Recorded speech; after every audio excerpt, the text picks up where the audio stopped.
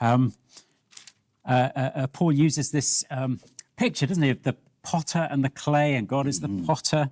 And Paul, the potter and the clay, it's not just a New Testament thing that Paul is doing here. It's picking up on stuff in the Old Testament. Jeremiah 18, for example. Yeah. What does that tell us about God as the potter? I love that one because it's a classic example of this idea that we're like, no, you can't save. There's some people, they're just done for. It's over for them. Yeah. Or other people, no, they're God's chosen people. They're totally sorted with him.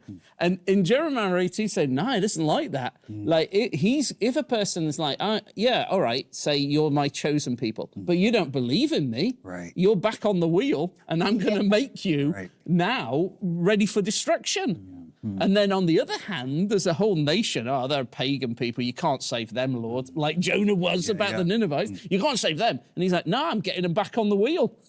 Like, if they turn to me and believe in me, they're back on the wheel. Now they're for blessing. I've got blessing for them. So it's like an amazing chapter about where we go, no, they're the goodies, they're the baddies. Yeah. And he's like saying, nah, wait. If they trust in me, I can totally change that. And the goodies become the baddies, and the baddies become the goodies. Yeah. It's so important, isn't it, with these quotations from the Old Testament, to look them up and to look at the whole context, and not just think we assume we know what Paul's doing with this quotation and just run on, but actually look it up and spend time. But Joe, I think you wanted to say something more about this, the potter and the clay, and. Well, I was just talking.